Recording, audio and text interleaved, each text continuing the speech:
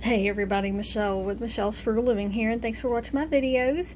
And today I'm going to show you how to ferment these beets, and hopefully it'll work out, because I haven't ever fermented beets, but I've fermented some other stuff, and I suppose in other videos I can, when I do some other fermenting, I can do these, but I'll talk about them for a second here. So basically, fermenting is putting vegetables in a salt solution and just letting natural bacteria grow on them, and using the salt solution, it kills off the harmful bacteria, hopefully. That's if you do it right. And anyways, it's kind of like pickling, except it's you're not heating the stuff up. You know, when you do traditional canning, pickling, you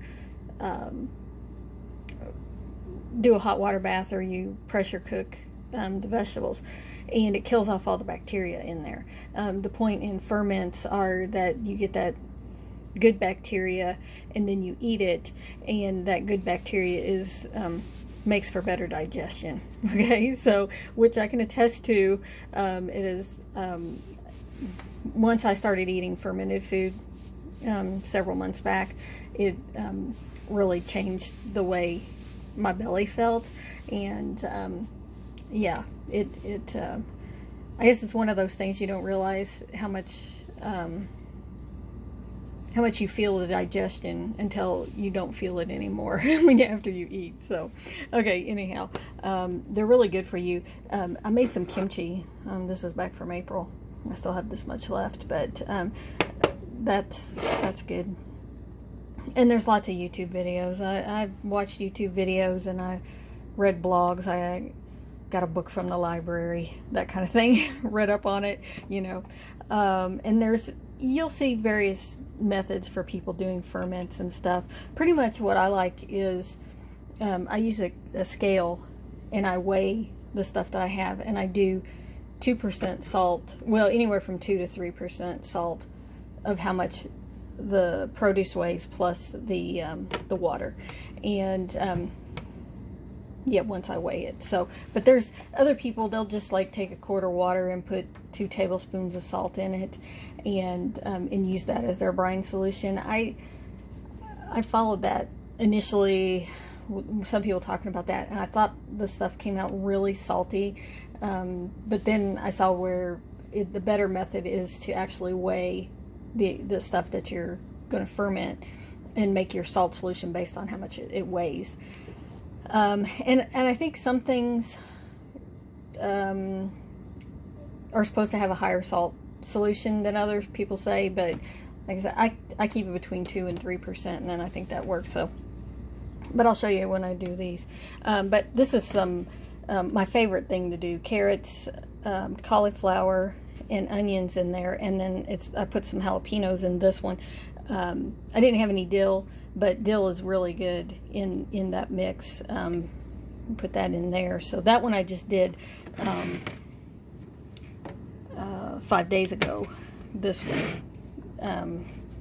And so it's done. You can see how the liquid's cloudy. That one's ready to go in the fridge, and I'll eat that. And this garlic I did, back at the beginning of July. I hadn't done garlic before, but that turned out really well. And I just got whole cloves of garlic, and I peeled them and put them in there and let them set. And it's mild enough that you can just eat them straight. And yeah, you can cook this stuff after you do this too. Just know it kills off the bacteria if you cook it. But anyways, yeah, the garlic flavor is still there. You still get garlic breath, but it's mild enough that you can just eat it straight, like the whole thing. These are some pickles that I made. And with pickles, if you do it, you have to put a grape leaf, or I put a black tea bag in here. It's right there. It's floating down there, to help keep it the cucumbers crisp. Apparently that's a thing. Yeah, the first cucumbers I did turned into mush, because I didn't know you had to do that. So anyways, But those are some things I've done. I've had some get mold on top, or a yeast. I guess some people say if it grows a white film on it, that's usually yeast, and it shouldn't hurt you. You can scoop it off and get rid of it. But anyhow, I think this one, see how I just dumped some dry herbs in there, which isn't a good idea because they'll float around like that, and I think they got above the cabbage leaf that I had in there, and then they were like little points that were causing yeast or mold on top. I looked at it the day after I put it in there, and I scooped all that off, and off the top what was floating, and it turned out to be okay. So anyhow, so I have these beets. So I'm going to cut them up. I'm going to wash them off, and I'm going to slice them up a little bit, or at least chunk them up. And I got a jar. I think all of those will fit into this jar. You can use glass, or if you have new crocks that don't have lead in them, they'd be okay too. So you don't want to use old crockery because you don't know if it's got lead in the paint or in the, and that could be dangerous. So I got a jar, I got this, I got pieces of cabbage because that's what I'm going to use. But there's other methods of, and actually I have some large glass disc I found. I did not buy them at full price, but you can get them off the internet. They're glass discs that'll sit down in there and keep everything under the water. But I'm just going to use this celery and this piece of cabbage, and I'll show you. You need some salt that doesn't have any iodine or any additives in it. It needs to be pure salt. So this is I got some Mediterranean salt. So you need some kind of a good salt, and some water that, if you use tap water, unless you're filtering your water and cleaning it, tap water typically has chlorine in it, and you don't want that because the chlorine is in the water to kill bacteria. So you don't want to do that. So get some water that doesn't have chlorine in it. And so I have that, and I have my little scale, and I'll show you that in a second. So after I get these cleaned up and cut. Okay, so I got the beets washed and cleaned. I peeled them, cut them. I just sliced them up, so they will stain you. Just be aware of that. So, okay, so the first thing I need to do is weigh my jar, because I need to, in case this is what I found out. Sometimes between when I put the jar on here and zero it out, and then I eventually get all the stuff in here, my scale shuts off. So I like to know how much my jar weighs initially. It's 212 grams, in case I get all the stuff in there and then I don't have to weigh it, anyways, subtract out the weight. But it's best if you can zero it out. So now the weight of this is taken out of the equation, and now I'm just going to put these beets in here, and I think it's a good idea to pack stuff in tight so that it isn't so floating around. And this is really the smallest jar I have for this, so there's going to be a lot of extra room. But what you want to do is keep like the vegetables down below this lip right here on your jars, down here, and so that you have room to put whatever you're putting in there to hold the stuff down. So I might need to put something else in here because this isn't filling this up very high. We'll just see how it goes. But just as long as stuff stays under the water, including your, if you use vegetables like I am to hold it down in there. And these will be totally edible if you wanted to eat these too at the end, but it's not important. Okay, so I need these in the weight too, because they're going to ferment as well. So they need to be calculated into this. And I also weigh my water.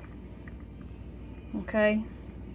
And I know some people don't do that. I'm going to go ahead and fill this up there. And you can always add a little bit more water at the end if you need to. Okay, so I got 329 grams of water and vegetables. Okay, so 2%, well, let me just do this the easy way, because I'm looking for something for the salt, I'm looking for an amount between 2 and 3% of this. 1% of 329 would be 3.29. So 2 times that, roughly 6.6 grams of salt, okay? That's what I'm looking for. Or more, you know, I can round it off to 4 grams and I'll feel okay with that. All right. So the easiest thing to do at this point is to go ahead and just zero this out, because not 4, it was 6.6. So I'm gonna round it up to 7. Okay. So I want at least 7 grams of salt in here. Okay. That's more than 2%. So anyhow, and I got some fine salt here. Oh, let's watch while I'm dumping this, we need to watch how many. Okay, see, now I already got up to 8. I'm good with that. I'll be okay with that. That ain't gonna hurt. Because like I said, somewhere between, I don't know, I've heard some people go, like, even say up to 5% salt solution, and that might depend on the vegetables. So, I have shaken, like, put this in here and shake it up after I put the lid on it. And some people like to weigh this stuff separate in a bowl, and then, but see, to me, it's like, I want to know how much water is actually going in here. And I've seen where people were like dumping the water in there so they knew how much water they were having, and then they were straining it back out and everything. So, hey, the salt is in there, it's in the water, it's going to mix itself up. But, you know, I'm going to give it a little bit of a stir. Like I said, I'll screw the lid down tight and then just jostle it. But if you do that, you get air bubbles down in here. You need to, like, jiggle it around and get those air bubbles back out, okay? So this cabbage is going down in here. And the beets aren't floating now. And I haven't ever done beets before, so I don't know if they'll float. But that was a big enough piece of cabbage that it has filled up that head space. And then I'm going to put this celery under there. And I want the celery to be big enough that it goes underneath of this little lip right here on both sides, and it really forms the weight. If I didn't have enough water in there, I would dump a little bit more water in there to make sure that it covers up the celery, because you don't want the celery exposed, because then it can grow bacteria on it, and you don't want that to happen. So anyways, that's good. If you were putting seasoning in there, put the seasoning down at the bottom, okay? And because like I said, these dry herbs floated. The best thing you could do is if you had a little piece of cheesecloth, that you could put your herbs in the cheesecloth and stick them down the bottom underneath of the vegetables, so that it doesn't float to the top or whatever, and you don't get this floaties on the top right there. So yeah, anyways, there it is. Now put the date of when you're you know, write a date on your thing so you know when it is. How long to ferment it? I let mine set for at least like 5 days, really. But you'll see, like, it'll do this, it'll get cloudy, and you can tell after about 3 days it does this cloudiness, and you know that it's growing something. But every day I check it, and you don't screw your lids down tight, because it needs to breathe, and it's going to produce carbon dioxide or whatever in there, and these bubbles are going to come up, and they need to escape. Otherwise, you're going to have a lot of pressure in that jar. Okay, so I just put it on there just loosely. And then also, it's important to set this in a bowl or like a cake pan or something on, you know, in a dish. I've had some bubble over more than others, and some of that depends on how high your liquid is. This one will probably bubble over. This one did, and you can see the water is pretty high there. That one bubbled over. So you want it in a pan, and you could leave them on the counter. I tend to just set them in the pantry closet, just to, you know, keep them out of the way. But I do check them. I'll tell you what, that garlic was very fragrant after 3 days, and into the 4th day, it smelled the whole kitchen up, even though it was, you know, in the closet, the pantry closet. So, yeah, so just be aware of that. But if it turns bad and it absolutely smells disgusting. You need to throw it out. Something went wrong. But I mean, the biggest issue I've had is the vegetables popping up out of the water because I didn't get them weighted down properly, and then it grew this white, which was probably yeast. They were probably okay, but I pitched them. I didn't eat them. I was scared. Okay. Anyways, we'll come back in a few days, whenever, and I'll show you this again after it starts developing the ferment. All right, so it's been about 4.5 days that the beets have been fermenting, and see, I just have this little cake dish that I set the stuff in, and you can see there's red liquid down here. It did get knocked over, so I don't know that it someone else knocked it. I don't know that this one actually bubbled up and came over the top, but if it did, it was okay. But because you're not screwing the lid on tight, it's a good idea to have it set in something. Okay. Anyways, you can see there's little bubbles on top, and that is perfectly okay, and there's nothing wrong with that. And it's hard to see that the ferment happened per se because of the darkness of the liquid here, but like on my other ferments, you know, with the clear liquid, you could see that it got cloudy, and these bubbles up here indicating that and that's happened on all of mine, and that's just fine. But anyways, yeah, they're all done. And then after they get done fermenting, I'll just put them in the refrigerator. Fermenting still happens in the refrigerator. It's just that it's so cold that it happens really slowly, right? So anyhow, yeah, you can just eat them and put them on salad, or just eat them straight. Okay, thanks for watching.